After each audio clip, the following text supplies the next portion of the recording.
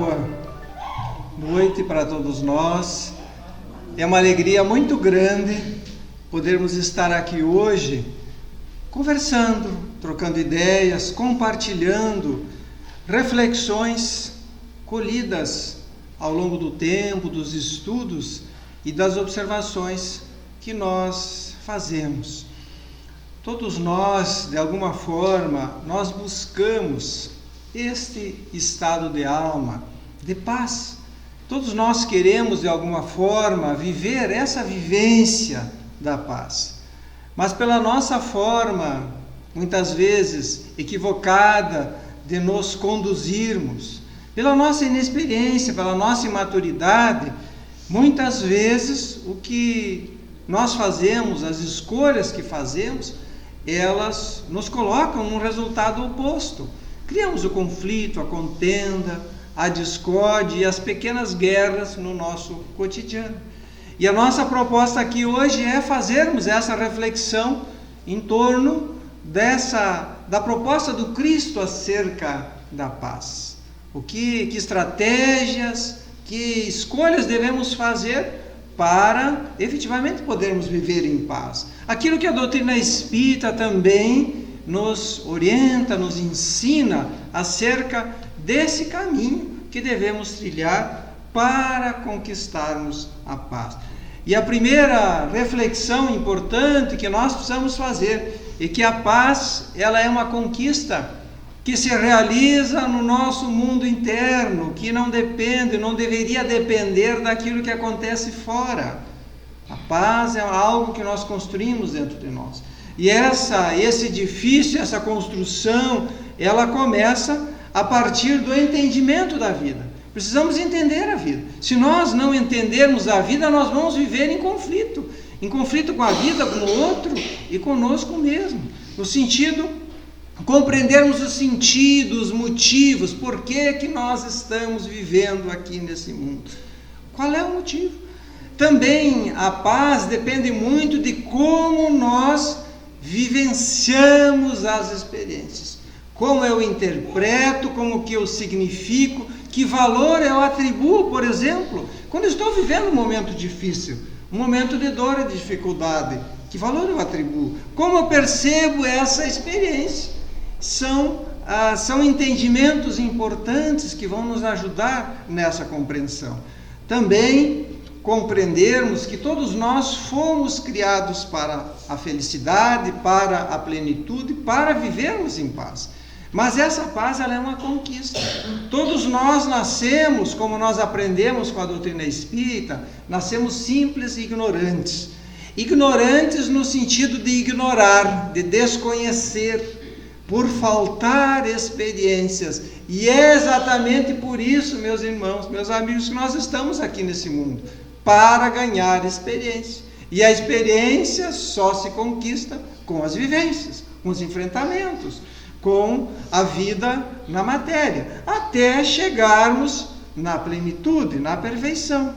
Importante também considerarmos que a felicidade ou a paz não é algo que nós vamos usufruir apenas no dia que formos espíritos perfeitos.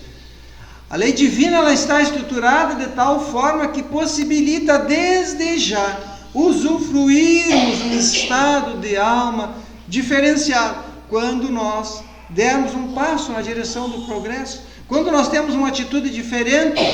Por exemplo, podemos imaginar uma situação que eu estivesse com muita raiva de alguém. Vamos imaginar uma situação. Quem está com raiva não está em paz e não está feliz. Mas vamos imaginar também que a partir de um determinado momento eu começo a refletir melhor sobre aquilo que eu estou sentindo.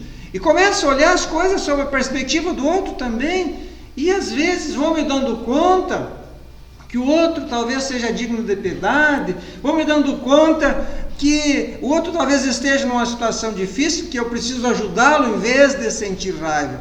E aí eu começo a construir em mim o caminho do perdão.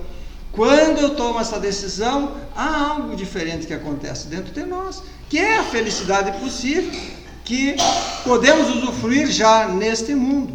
Para vivermos em paz, nós precisamos primeiro estabelecer uma relação de paz com Deus, com o Criador, com suas leis, com o propósito divino, compreender a vontade divina, de alguma forma entender como que se dá essa ação divina sobre o universo. Quando nós compreendemos isso, fica mais fácil nós aceitarmos e compreendermos aquilo que nos acontece. Também é importante nós estabelecermos uma relação de paz comigo mesmo, com a minha história, com meus limites, e muitas vezes nós ficamos em conflito conosco, com aquilo que nos falta principalmente, com as nossas dificuldades, e nós precisamos deixar de lutar contra isso e buscar compreender, buscar aprender.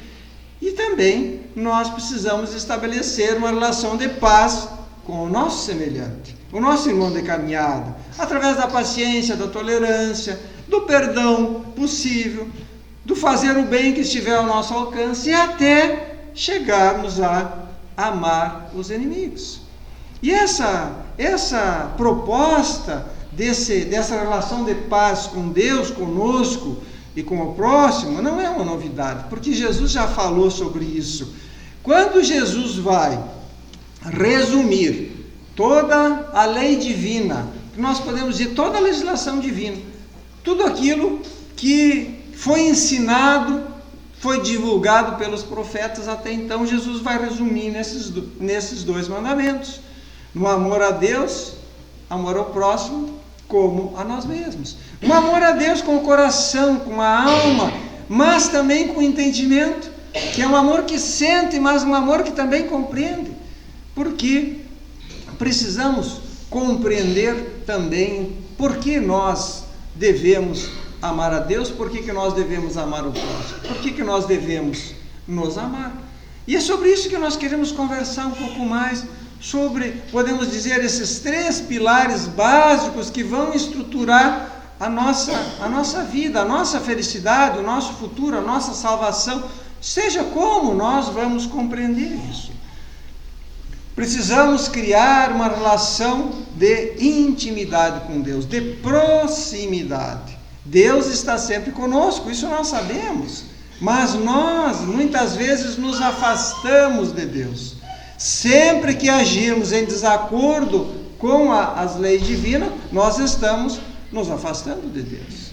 Muitas vezes nós imaginamos que nós podemos viver segundo as nossas próprias regras, ignorando que existe uma única regra no universo, existe uma única lei que vale para todos nós.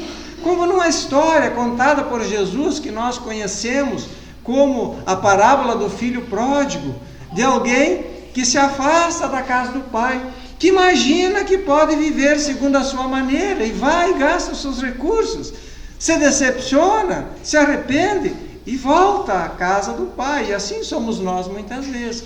E nós precisamos ter essa relação de intimidade. Também precisamos compreender o que nós podemos contar com Deus, o que Deus pode fazer por nós, como que Deus pode nos ajudar.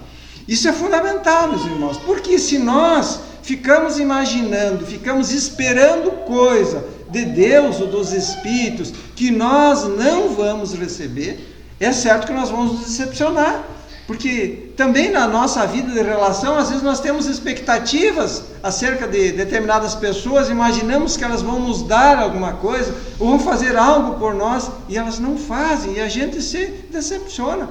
A mesma coisa na nossa relação com Deus. Esperamos que Deus nos dê algumas coisas e Deus não dá, porque não está na legislação divina, e não está nas regras da vida nós recebermos determinadas coisas.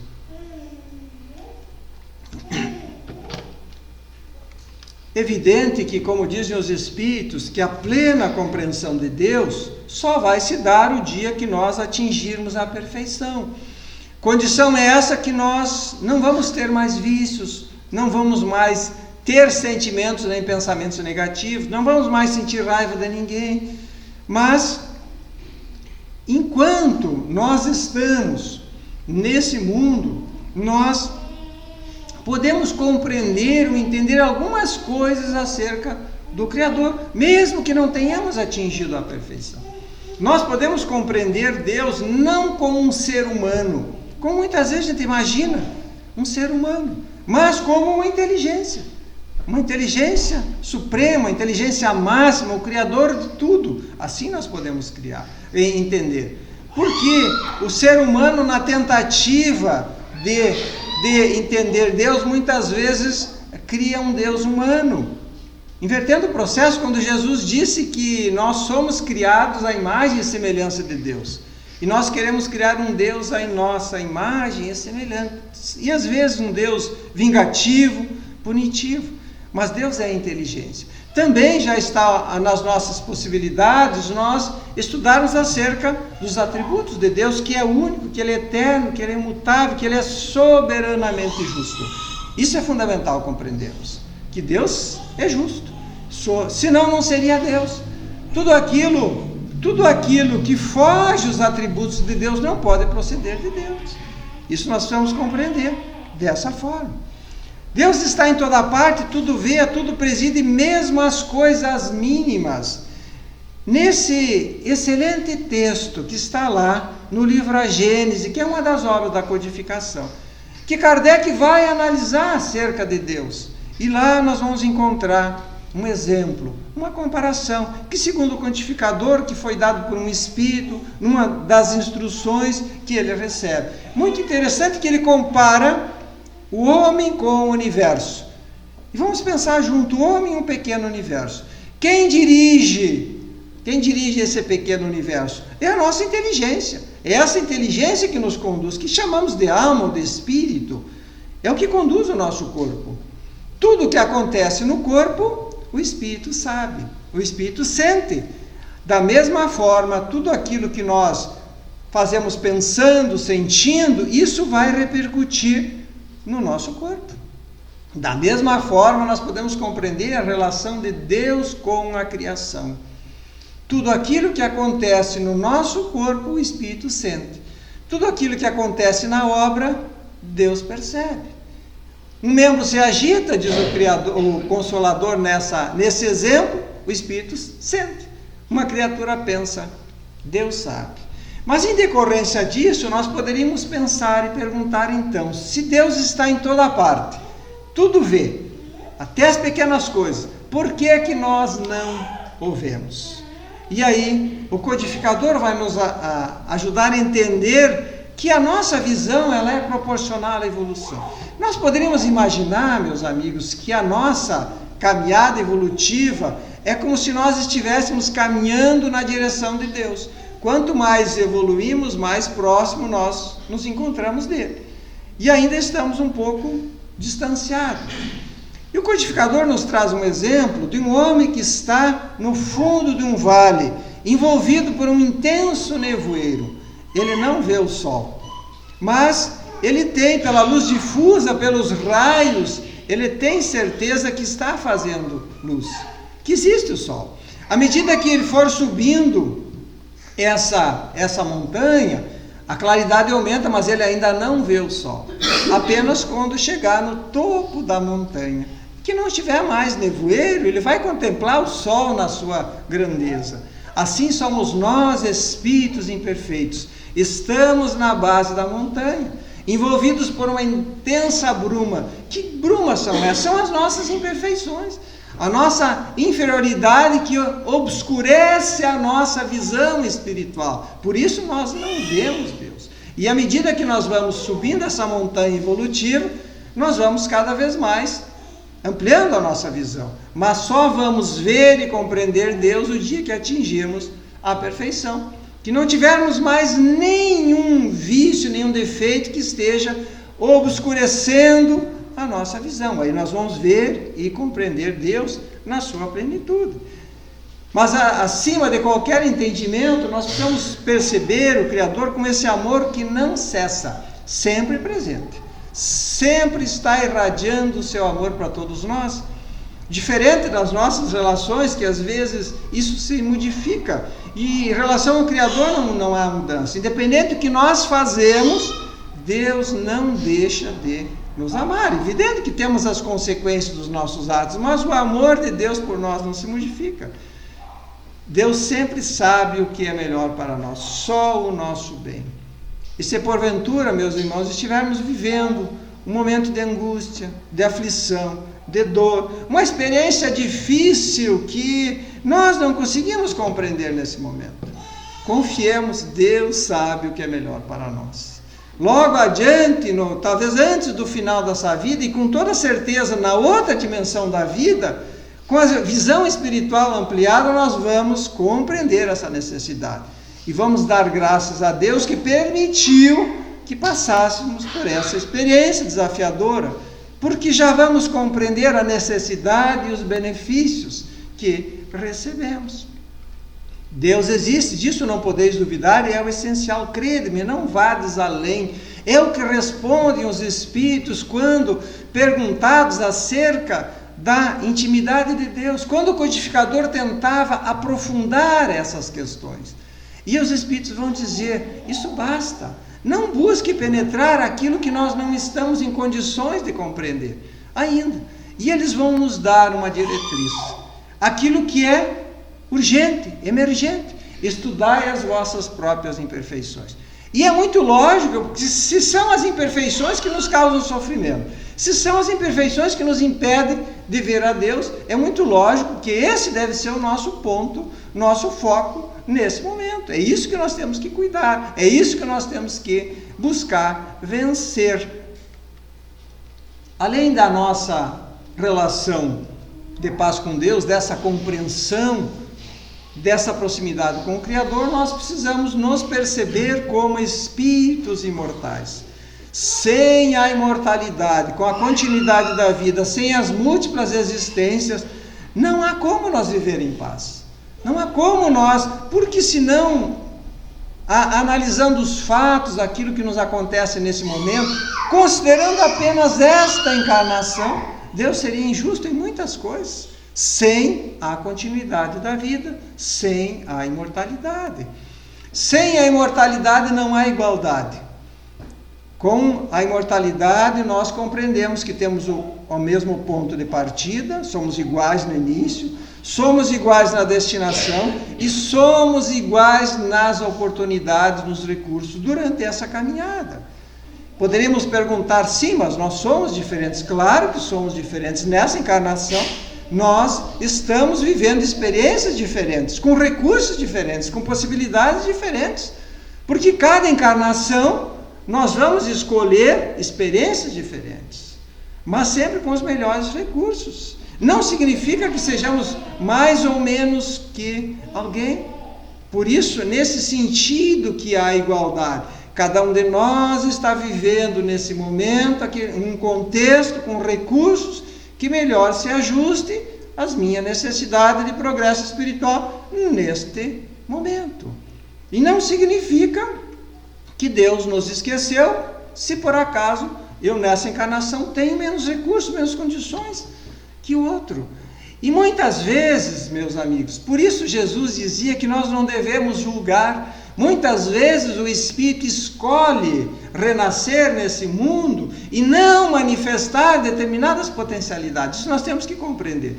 Às vezes, numa aparente ignorante não é um espírito ignorante, um espírito sábio que está ali, mas ele escolheu nessa encarnação viver essa experiência porque ele precisa desenvolver outras virtudes. E assim, também nós, é provável que tenhamos outras capacidades, outras inteligências que escolhemos não manifestar neste momento. E todos nós temos como objetivo de vida o progresso, esse é o sentido da vida, por isso que estamos aqui. O progresso moral, o progresso intelectual, mas não é só isso que nós viemos fazer aqui. Também nós temos a nossa parte na obra da criação. Essa é a nossa tarefa coletiva. Nós precisamos também fazer parte dessa obra, como obreiros do Senhor. Eu costumo dizer que muitas pessoas leem lá no Evangelho um capítulo que trata sobre os obreiros do Senhor. Imaginam que aquele capítulo seja para os outros. Aquele capítulo é para todos nós. Nós somos obreiros. Claro que cada um dentro das nossas possibilidades, cada um tem uma missão aqui nesse mundo. E às vezes a nossa missão é com a nossa família, a nossa missão é lá no trabalho, e nós temos que perceber isso. que às vezes a gente imagina que ser um obreiro do Cristo são aqueles que têm grandes obras, mas a nossa tarefa é onde nós estamos, lá onde Deus nos coloca, lá é a nossa missão, com a família, na vida social, no trabalho, na minha profissão, ali eu sou um obreiro do Senhor. E o espírito imortal, ele se desenvolve primeiro pelo trabalho. E a doutrina espírita vem ampliar esse sentido do trabalho. Que o trabalho, ele nos ajuda a evoluir, porque desenvolve a nossa inteligência, o nosso intelecto. Sem o trabalho, nós não poderíamos pôr em ação as forças da nossa alma. Mas a evolução moral, ela só se dá com o convívio. Por isso nós vivemos em sociedade. Nós precisamos do outro para desenvolver a evolução moral. Ninguém progride moralmente se isolando. Não vai ter o conflito, não vai ter a dificuldade, não vai ter a oportunidade de conviver com pessoas difíceis, não vai ter o próximo para amar o próximo, não vai ter alguém para testar a paciência, a tolerância. Então, por isso nós precisamos de viver em sociedade. Por isso, nós estamos aqui vivendo essa encarnação. Porque a evolução, ela tem um preço. Nós podemos dizer que é um ônus, um custo para progredir, porque é por nossa conta. É como nós poderíamos comparar com o escolar, que ele vai na escola, ele enfrenta, tem os conteúdos, ele tem as provas, tem os trabalhos, tem os testes que são mais desafiadores, tem dias que são difíceis, que tem dias de frio, e ele vai e se supera e vai vencendo etapa a etapa. E nós, como pais conscientes, nós não vamos lá fazer isso pelos nossos filhos, porque nós sabemos que essas experiências são importantes, que ninguém se torna um bom profissional se não passar pelas experiências. E por isso Deus permite, e o nosso Espírito protetor também, que está junto conosco, permite que venhamos aqui e passamos pelas provas da vida. Assim como o escolar, quando faz uma prova, não é porque ele está sendo castigado pela professora, não é porque ele se comportou mal que ele tem que fazer uma prova. A mesma coisa nós estamos aqui passando por provas, não significa que tenhamos nos comportado mal na outra encarnação. Acima de tudo, os desafios da vida na matéria têm a ver com o nosso progresso, com a nossa evolução. Evidente que nós temos questões a resolver, questões para refazer e consertar do passado. Claro que sim, porque somos espíritos imperfeitos. Mas a maior parte do nosso trabalho aqui tem a ver com o nosso futuro, com a nossa evolução. No mundo espiritual também nós aprendemos, nós evoluímos. Mas lá não temos as dificuldades que temos aqui. Viver na matéria é desafiador. Por isso nós precisamos da vida na matéria, das vicissitudes. A evolução, ela, conquanto seja uma lei, mas Deus não nos obriga a evoluir. E é por isso que às vezes nós permanecemos estacionários por um longo tempo. Por que nós evoluímos? Nós evoluímos quando nós sentimos necessidades. É a mesma coisa que nós poderíamos pensar no nosso trabalho material. Ninguém de nós é obrigado a trabalhar. Ninguém é obrigado. Se nós não trabalharmos, nós não vamos ser punidos por isso, se nós optarmos por não trabalhar. Por que nós trabalhamos? Nós trabalhamos porque nós temos necessidades, nós temos anseios, e Deus vai nos prover desses anseios. Faz parte da estratégia divina para a nossa evolução, nos dá essa vontade de querer o melhor, de ter o conforto, de progredir. Isso faz parte da estratégia divina. O problema é que às vezes nós cometemos excessos, mas faz parte da estratégia divina, porque se nós não tivéssemos a vontade de progredir, nós permaneceríamos estacionários, continuaríamos vivendo com homens e mulheres primitivas. E na medida que eu sinto essa vontade de trabalhar, essa vontade de progredir, eu estou desenvolvendo a minha inteligência. E assim também no aspecto moral, nós sentimos vontade. Chega um momento que nós queremos mudar de vida, chega um momento que nós percebemos essa sede interna da nossa alma de progresso, de evolução. e que nós buscamos e não encontramos. E aí nós percebemos que é algo, uma realização interna que nós precisamos fazer. Para vivermos em paz, nós também temos o nosso mestre, o nosso modelo, o nosso guia, que chamamos de Jesus. O homem mais perfeito que pisou na face da terra. Jesus é o nosso guia. Por que Jesus é o guia da humanidade? Guia é aquele que conhece o caminho. Quando nós chegamos num lugar, numa cidade desconhecida, e que bom que tem alguém que conhece o caminho, conhece a estrada. Jesus conhece o caminho. Por isso que ele é o nosso guia. Jesus já percorreu toda essa estrada da evolução, que nós temos que percorrer. Então, por isso que ele é o nosso guia. E mostrou o caminho. Nós, provavelmente, meus amigos, nós vamos levar um longo tempo ainda para entender a dimensão, a grandeza desse Espírito que nós chamamos de Jesus Cristo. Porque num tempo que nós não conseguimos também dimensionar, que há 15 bilhões de anos atrás, Jesus já era um Espírito puro, porque ele que coordenou todo o processo de formação da Terra, desde os movimentos iniciais para a formação física da Terra. Jesus já estava à frente. Então ele é o nosso exemplo, o nosso modelo, o nosso maior exemplo de paz e de pacificação. Quando nós estivermos em dúvida acerca de como resolver um conflito, um atrito, uma dificuldade, nós poderíamos perguntar: se Jesus estivesse aqui, se fosse ele que fosse cuidar dessa questão, como que ele trataria essa questão? Como que ele agiria? Jesus também vem estabelecer um novo paradigma acerca da nossa relação com Deus. Jesus trata Deus como Pai, Pai nosso que está no céu, uma relação próxima, de intimidade, diferente do Deus dos antigos, que era aquele Deus que punia, que castigava. Mas Jesus vai nos mostrar essa relação que nós devemos ter com o Criador, uma relação de intimidade, de proximidade.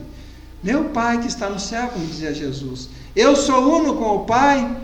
Uno, Jesus era uno, é uno com o Pai no sentido dele estar próximo, no sentido de estar vivendo integralmente a vontade de Deus, no sentido de estar cumprindo integralmente a lei divina. Nos ensinamentos de Jesus nós vamos encontrar todas as diretrizes necessárias para a nossa plenitude, para vivermos em paz com Deus, com o nosso semelhante e conosco mesmo. E o primeiro ensinamento que o Cristo nos traz é sobre a humildade. Somos todos filhos do mesmo Pai. Essa é o primeiro ensinamento que Jesus vem trazer, e por isso ele não foi compreendido, porque se esperava alguém autoritário, arrogante, e Jesus aparece humilde. E a primeira experiência vivida pelo Cristo foi no momento que ele renasce numa estrebaria. Aqui e ali ele começa a ensinar a humildade. Jesus também nos fala do perdão, um perdão incondicional, não algumas vezes, mas incondicional, porque nós também precisamos do perdão, porque somos imperfeitos. E hoje nós compreendemos que o perdão liberta, que o perdão faz bem para aquele que perdoa, que nós nos curamos efetivamente quando nós conseguimos o perdão, que o perdão nos desvincula dos nossos ofensores. A proposta do Cristo, do fazer o bem sem ostentação, como ele exemplifica, que aquilo que você dá com uma mão, que a outra não saiba. Isso foi algo que o Cristo combateu, as práticas exteriores, que as pessoas faziam para serem notados. E isso Jesus gerou uma revolta na sociedade de então. A importância da caridade, sem ostentação. O amor incondicional para que tivéssemos méritos. Que méritos teremos nós se amarmos só apenas aqueles que nos amam, dizia Jesus. Porque os criminosos, as pessoas de má vida, também têm os seus afetos. Para sermos superiores, nós temos que ter um amor superior. E lá no Evangelho segundo o Espiritismo, nós vamos compreender que amor é esse que Jesus nos pede. dizendo lá no Evangelho que o nosso coração bate diferente na presença de um amigo do que na presença de um inimigo. Que eu não posso ter afeto por alguém que não tem afinidade, que eu não tenho convivência e que também existe contrariedades. Mas o que significa esse amor aos inimigos? Amar os inimigos, segundo o Evangelho, primeiro é não desejar o mal. Segundo, é fazer o bem se estiver ao nosso alcance. Terceiro, é não ser um obstáculo à reconciliação. Isto é amar os inimigos. Isso está ao alcance de todos nós. A importância de nós compreendermos que nós somos o resultado daquilo que nós construímos para nós mesmos. A cada um segundo suas obras. Nós somos um projeto divino perfeito, mas a execução é por nossa conta. Por isso, nós podemos ter problemas na nossa obra. A importância da paciência, da resignação diante das dificuldades. E aí nós temos que compreender o que é ser resignado diante de uma dificuldade. Ser resignado não é você aceitar, não é simplesmente aceitar. Quando a gente pensa em aceitar, não parece uma coisa imposta. Resignar-se significa você compreender a situação. Você olhar para aquela experiência, entender a necessidade e buscar aprender com ela. Isso é ser resignado. Isso é o bem sofrer, como nós lemos lá no Evangelho segundo o Espiritismo. A importância da fé que transporta montanhas, como disse Jesus. E ele vai exemplificar essa fé robusta com a casa estruturada na rocha, que virão as tempestades e a casa se mantém firme. Que fé é essa? É uma fé estruturada em obras, naquilo que eu faço, naquilo que eu vivo. Não apenas acredito, mas eu coloco em prática. Virão as tempestades na nossa vida com toda certeza. Viver nesse mundo, nós teremos desafios. E se a nossa fé estiver estruturada em obras, em vivências, nós vamos nos manter firmes diante das dificuldades. Conhecer a verdade, ela vai nos libertar. É importante conhecermos como que as leis que regulam a nossa vida. Precisamos compreender o sentido da vida, compreender a nós mesmos, nos conhecer, não apenas as nossas imperfeições, que é importante esse processo, mas conhecer as nossas capacidades, nos perceber como espíritos imortais, que nós somos muito mais do que nós aparentamos, que nós temos capacidades superiores àquilo que nós imaginamos. Nós temos muitas possibilidades, virtudes que precisamos colocar em ação. E é sobre esse aspecto, sobre essa verdade que nós precisamos compreender. A vigilância e a oração para não entrar em tentação, isso também é fundamental nos compreender esses dois aspectos. O que nós precisamos vigiar? Será que é aquilo que está fora ou aquilo que está dentro? O que efetivamente pode nos induzir ao erro? Se eu já sou uma pessoa pacificada, ninguém vai poder alterar a minha paz interior. Se eu me altero, porque a paz ainda não está estruturada dentro de mim. Então, por isso eu tenho que vigiar, porque eu tenho as imperfeições dentro de mim ainda. E outro aspecto fundamental para a nossa compreensão é sobre a oração. Porque muitas vezes nós pedimos tantas coisas e não recebemos, e nos frustramos. Imaginamos que Deus esqueceu de nós. E muitas vezes até nos revoltamos ou até deixamos de acreditar nele. E precisamos compreender o que Deus pode nos dar. O que está no acordo, o que está nas regras Deus fornecer para nós. E lá no Evangelho nós vamos entender que Deus vai nos dar a coragem, a paciência e a resignação sempre. Quando eu fizer uma prece, tenha certeza, isso eu vou receber. Também nos dá os meios para, por si próprio, eu vencer uma dificuldade. Então Deus não vem tirar as pedras do nosso caminho. E lá no Evangelho nós temos um exemplo muito interessante. Um homem está perdido no deserto, com muita sede. desfalecido cai. Então ele ora pedindo auxílio divino. Nenhum espírito, nenhum anjo vai vir lá trazer-lhe um copo d'água. Como que se dá o auxílio divino? Através da inspiração, da intuição, que ele vai ter uma ideia qual é o caminho a seguir. Ele vai ser fortalecido na sua coragem, nas suas energias, ele vai se reerguer e vai caminhar na direção da água. É assim que funciona a dinâmica da ajuda divina. E nós, meus irmãos, muitas vezes, nos desertos da nossa existência, desfalecemos, nos perdemos, desanimamos, caímos. E aí nós pedimos ajuda divina, esperando que o nosso Espírito Protetor venha nos tirar daquela situação, vem fazer a parte que nos compete. Mas não é assim, porque nós precisamos colocar em ação as nossas forças, isso nós precisamos compreender. É por isso que existe a dificuldade, por isso que o Cristo disse que nós temos que bater na porta para a porta se abrir, que nós temos que buscar para encontrar, que nós temos que nos ajudar para que o céu nos ajude. Então é nesse sentido, nós precisamos fazer a nossa parte. O Evangelho vivido, exemplificado pelo Cristo, é o remédio para a nossa alma. Mas como todo remédio, nós precisamos pensar, se eu comprar o remédio e deixar no armário lá em casa, será que ele vai fazer algum efeito? Certamente que não. Nós precisamos tomar o remédio para ele produzir os efeitos. A mesma coisa o Evangelho de Jesus.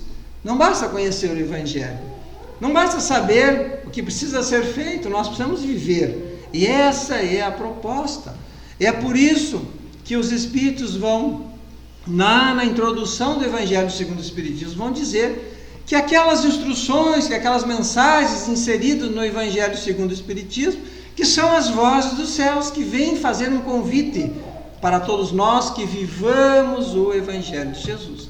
Precisamos viver para que ele possa efetivamente nos curar.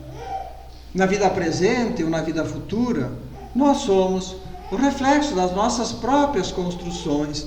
E nos dizem os Espíritos que muitas vezes nós vivemos dificuldades, temos sofrimento que não precisaríamos passar pelas nossas escolhas equivocadas, que não estava no nosso planejamento reencarnatório passar por uma determinada experiência. E se a gente for olhar para a nossa vida, a gente vai perceber muitos pontos, muitas angústias que nós vivemos por imprevidência, muitas angústias porque nós não tivemos, a nossa ambição foi desmedida, pelo orgulho, pelo egoísmo, pela inveja. Quanto sofrimento o invejoso tem. O invejoso é alguém que sofre. Então, e não precisaria sofrer, está nas escolhas. Na vida futura também, nós vamos compreender que não existe apenas dois caminhos definitivos, um céu e um inferno, ou um transitório, o purgatório. São muitas moradas na casa do meu Pai. E lá no Evangelho, os Espíritos vão nos esclarecer que essas muitas moradas nós podemos entender de duas formas. Primeiro são os lugares, efetivamente, os lugares onde nós estamos vinculados, os múltiplos planos, as dimensões, os planetas habitados, as esferas espirituais, onde nós vamos encontrar espíritos lá vinculados a esses lugares segundo a sua evolução, segundo o seu estado vibratório, mas também, o que é mais importante, que essas muitas moradas significam os estados da alma, que eles não dependem do lugar. Aonde nós estivermos, vamos estar vivendo um estado da alma. Não importa o lugar. Nós podemos estar, se eu estiver com aflição, angústia, eu posso estar num paraíso, que eu vou estar lá com a minha angústia. O paraíso não vai interferir na minha angústia. Da mesma forma, se eu estiver em paz, eu posso estar passando por uma região inferior do mundo espiritual. Porque não é o lugar que gera o sofrimento. Isso nós precisamos compreender. E muitas vezes nós nos preocupamos, para onde nós vamos o dia que desencarnar? Não precisamos nos preocupar. Porque é certo que as leis divinas vão propiciar para nós o melhor lugar que se ajuste às nossas necessidades, às nossas vibrações. e que se houver sofrimento, o sofrimento não está lá, ele está dentro de nós. Isso precisamos compreender. Se nós estivermos em paz, estivermos bem, não nos preocupemos para onde nós iremos. E a doutrina espírita vem nos trazer a chave desse céu, que está nas nossas mãos, que todos nós podemos realizar, que é sede bons e caridosos. Essa é a chave dos céus. Na prática da caridade, no amar aos outros. Essa é a proposta do Cristo, para construir esse céu interno, esse reino de Deus dentro de nós. Todos nós podemos, independente do condicionamento que nós podemos alegar, todos podemos ser bons e caridosos, independente da nossa condição intelectual, dos recursos financeiros, da etapa da existência que nós estejamos vivendo. Todos nós podemos ser bons e caridosos. Para ilustrar a nossa reflexão, queremos destacar aqui, dessa obra, O Céu e o Inferno, lá na segunda parte, o capítulo 2, que o codificador trata dos espíritos felizes. Porque todos nós queremos ser espíritos felizes. Então é importante que meditemos sobre esses relatos que esses espíritos nos trazem. O que eles fizeram? Como foi a vida deles na matéria? Como que eles estruturaram a sua vida? Será que foi fácil?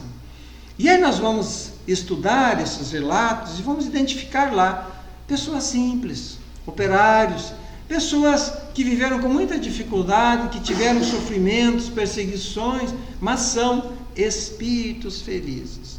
E qual é o segredo para eles serem felizes? Na verdade, não existe segredo. São apenas espíritos que compreenderam a vontade divina, que compreenderam o sentido da vida. São gratos a Deus, com a consciência tranquila, porque fizeram o que precisava ser feito. Como tem o exemplo de uma viúva, a viúva Folon, que teve uma vida sofrida, difícil, de privações, e em função do trabalho, ela ficou privada, teve uma deficiência visual ao final da existência. Mas um espírito feliz, porque compreendeu a sua missão na Terra, que era com aqueles espíritos que reencarnaram como filhos. Essa era a missão. Consciência tranquila, viver em paz com os outros, não perceber os ofensores como os inimigos, mas como professores, como diz um espírito, como instrutores. Porque vamos refletir que se nós convivêssemos apenas com pessoas como a Madre Teresa, como o Chico Xavier, pessoas bondosas, nós não poderíamos desenvolver a paciência, a tolerância. Para desenvolver a paciência, nós precisamos conviver com pessoas difíceis, que são estrategicamente colocados no nosso caminho, não como inimigos do passado, como às vezes nós pensamos, mas como os nossos professores, pessoas que vêm aprender conosco e nós aprendermos com eles. Sem a certeza da vida futura, sem a certeza da continuidade da vida, não há como nós vivermos em paz. Não há justiça, não há esperança, não há conformidade. Por isso, meus amigos, sem a continuidade da vida, não há como nós vivermos em paz. Por isso, essa certeza da vida futura vai nos ajudar a viver melhor com Deus, em harmonia, porque nós compreendemos melhor a vontade de Deus. Vai nos ajudar a compreender melhor os desafios, compreender a vida, porque nós entendemos o projeto divino para nós. Nós entendemos por que nós estamos aqui, por que nós temos dificuldades a passar. Nós também vamos aceitar as perdas, porque a vida não termina no túmulo. Que aquele ser que nós nos despedimos, apenas nós estamos perdendo o contato físico momentâneo. Mas os vínculos de afeto que nós construímos, eles não se rompem com a morte. E logo ali vamos nos encontrar, com certeza. E quem sabe voltar numa outra experiência encarnatória, a viver novamente juntos. Então, isso é consolador. Ao invés de dizermos para sempre, numa despedida, um adeus eterno, como às vezes as pessoas dizem, nós vamos dizer um até logo. Até breve, logo nos encontramos de novo. Vamos compreender que o erro é um estágio transitório, por isso a necessidade da indulgência. Quando nós olhamos alguém em erro, em queda, um criminoso, ele também vai ser um dia um espírito de luz como nós. Então nós precisamos compreender isso. O esquecimento de nós mesmos, a importância da solidariedade. Se nós precisamos uns dos outros, nós precisamos dos outros para viver. A começar, para reencarnarmos, nós precisamos de 2 espíritos que nos aceitassem como filho. Começa aí a necessidade da solidariedade. Ao longo da vida, quanto tempo nós precisamos dos outros? E ao final da vida, agora que nós estamos vivendo cada vez mais, quanto nós precisamos dos outros? Então nós precisamos ser solidários. Nós precisamos fazer a nossa cota na obra da criação. Quantas coisas nós estamos usufruindo hoje que alguém construiu, que alguém edificou, que muitos sacrifícios para que hoje nós pudéssemos usufruir de coisas que nós temos. Então, nós precisamos desenvolver essa solidariedade também. E à medida que nós vamos compreendendo a vida, deixando de lutar contra a vida, contra as pessoas, contra Deus, a vida se torna mais suave, mais leve. É por isso que Jesus disse que com Ele a vida é mais, o fardo é mais leve, é mais suave, porque se torna mais tranquilo. Nós deixamos de brigar contra o mundo. E para desenvolvermos essa fé lúcida, amadurecida, racional, nós precisamos do estudo. O que propõe o codificador? O estudo, a reflexão e a observação contínua. Estudo sério, continuado da doutrina espírita. Precisamos estudar os evangelhos de Jesus. Precisamos estudar buscando entender o sentido, a proposta do Cristo naquele ensinamento. Como nos colocando lá como um morador daquela época. Entender o contexto. E aí nós vamos extrair as lições do Cristo. Mas não basta apenas nós estudar, nós temos que meditar sobre aquilo que nós estudamos. Nós temos que usar a lógica, o bom senso. Não basta acreditar porque está escrito na Bíblia, porque está escrito lá no livro dos Espíritos, porque os Espíritos que responderam. Isso tem que fazer sentido para mim. Se não fizer sentido, eu não posso acreditar em algo que eu não compreendo. Eu tenho que entender o processo e observar os resultados. Isso é fundamental, observar o resultado. Eu coloco em ação e vejo o que acontece. Aprender com as experiências dos outros. Experimentar ser mais paciente, mais tolerante, mais bondoso. E ver o resultado na sua vida. Experimente começar a fazer uma vez por semana um evangelho no lar, no mesmo dia, no mesmo horário, e veja os resultados na sua família. E assim, tantas outras experiências. Se vincule a uma instituição voltada ao bem, fazer um trabalho voluntário e veja como isso acontece na sua vida. E assim nós vamos desenvolvendo essa fé raciocinada, robusta, que a doutrina espírita nos propõe. Sempre é tempo de recomeçar. Esse é uma outra boa notícia que a doutrina espírita nos traz, que independente do que aconteceu até hoje, nós temos a possibilidade de fazer diferente daqui para frente. Se hoje nós estamos vivendo segundo aquilo que nós construímos, a partir de hoje nós podemos fazer diferente. Amanhã é outro dia, uma nova oportunidade. Logo temos uma nova semana, um novo mês, temos também um novo ano, e assim, essa encarnação é uma oportunidade preciosa de recomeço.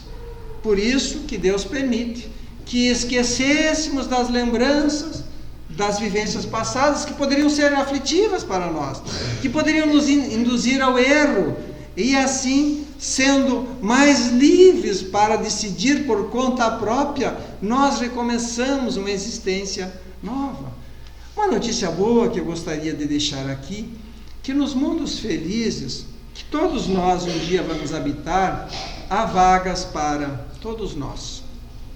Diferente do vestibular, dos concursos, das vagas nas organizações que são restritas. As vagas nos mundos felizes, elas são para todos nós. E em decorrência disso, nós podemos pensar que nós não precisamos mais disputar com ninguém.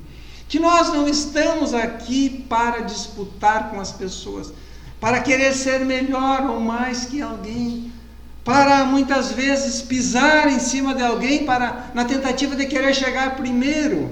Não, vamos caminhar juntos, nos dar as mãos, que a caminhada ela se torna muito mais tranquila, muito mais suave quando nós trabalhamos juntos, unidos.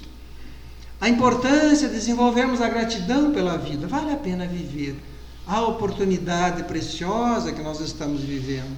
Nós nunca tivemos tantos recursos, tantas possibilidades como essa encarnação. Nós nunca estivemos tão instruídos como nós estamos neste momento.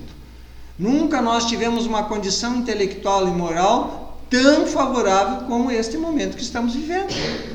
Porque é muito fácil nós percebermos isso. Se nós não regredimos, significa que nós estamos no topo da nossa evolução.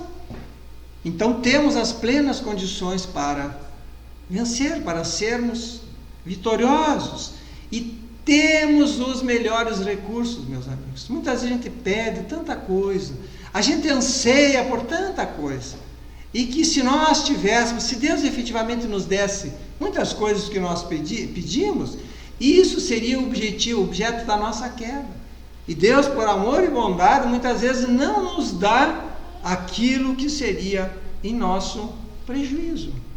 E aos poucos, nós vamos desenvolvendo a nossa fé, a nossa confiança, a nossa vivência. Não vamos apenas dizer lá na oração do Pai Nosso, simplesmente dizer, seja feita a tua vontade. Mas nós vamos viver isso. Nós vamos viver confiando nesta vontade maior que conduz a nossa vida. Com a certeza que Deus sabe o que é melhor para nós. Vivendo em paz com a vontade divina. Vivendo em paz com o nosso semelhante. Vivendo em paz com a nossa história. Não mais brigando com os obstáculos, com as dificuldades, mas usando isso como instrumentos da nossa evolução, da nossa elevação. No Evangelho de Jesus, meus amigos, nós encontramos tudo que nós precisamos para viver em paz, para sermos felizes. E Jesus continua nos convidando. Vem, segue-me. Como ele convite que ele fez, que ele fazia a um daqueles que o acompanhavam. Vem, segue-me. E Jesus continua nos convidando. Muitas vezes nós não percebemos. Eu gostaria de lembrar aqui o Saulo de Tarso, que era um dos perseguidores dos cristãos, que Jesus vai convidá-lo de várias formas. Primeiro, quando ele vai ouvir a pregação do Estevão, que tentou chamá-lo à razão, ele não percebe. Na relação amorosa que ele tinha com a noiva Abigail, que muitas vezes tentava chamar-lhe a atenção para os seus equívocos, e ele não percebia. O mestre Gamaliel, com a sua sabedoria, ele também não percebe que ali havia um chamamento do Cristo. Jesus também nos envia um Ananias, como enviou para Saulo de Tarso, para abrir os nossos olhos para as verdades eternas. Todos nós temos um Ananias, que nos convida, que nos chama, que nos mostra. Mas Jesus também nos envia os filhos do Calvário, que são os sofredores do mundo, que passam pelo nosso caminho para nos ajudarmos. E assim construímos a nossa evolução. E não importa, meus amigos, que se ainda nós nos colocamos numa distância muito longe do Cristo, não importa. Se ainda estamos muito distantes do Cristo, não importa se até hoje, às vezes, nós lutamos, como Saulo de Tarso, por ideais que não são os verdadeiros. O Cristo pacientemente espera por nós. Que façamos como Saulo de Tarso, a nossa profissão de fé, perguntando a Jesus: Senhor, o que queres que eu faça? Senhor, o que queres que eu faça? no dia a dia, na dúvida, na dificuldade, o que eu preciso aprender com essa experiência? O que a vida está querendo me ensinar com essa experiência desafiadora? E assim nós vamos aprendendo, meus amigos. E assim nós vamos nos desenvolvendo com o Cristo que apenas nos pede que nos amemos uns aos outros. Por isso que ele diz que o seu jugo é leve. Porque só pede, é apenas isso, que nos amemos uns aos outros como ele nos ama. Isso está nas nossas mãos. Mas precisamos compreender aqui que amor é esse que o Cristo nos pede. Que amor é esse? E muitas vezes nós não sabemos, nós dizemos que nós temos que amar o semelhante. O que nós precisamos fazer? O amor, ele se edifica, se materializa num bom pensamento que nós irradiamos para alguém, numa prece silenciosa que eu posso fazer por alguém aflito, no sentimento de indulgência quando eu vejo alguém que cai, no sentimento de compaixão para ajudar alguém que está em sofrimento, no bem que eu posso fazer. Esse é o amor que o Cristo, no sentimento de perdão, esse é o amor que o Cristo nos pede, que se materializa nos pequenos atos do dia a dia, no nosso cotidiano. Somente o amor irá edificar a paz dentro de nós e, por consequência, na terra. Há muita violência, meus irmãos, nos dias atuais, mas somente esse amor que vai dissolver a violência, a arrogância, a ignorância. Somente dessa forma nós vamos conseguir construir um mundo melhor. Esse mundo regenerado que se avizinha, mas que não vai acontecer por decreto, mas como uma construção. Nossa! Então, meus amigos, meus irmãos, que Jesus, esse mestre amoroso, que tem um profundo amor por cada um de nós, que confia em nós, nas nossas possibilidades, que Ele continue a iluminar a nossa mente, o nosso coração, e que possamos, movidos por esse amor que o Cristo nutre por nós, construir a nossa jornada de evolução, vivendo melhor com Deus, com o próximo e com nós mesmos. Muito obrigado pela atenção.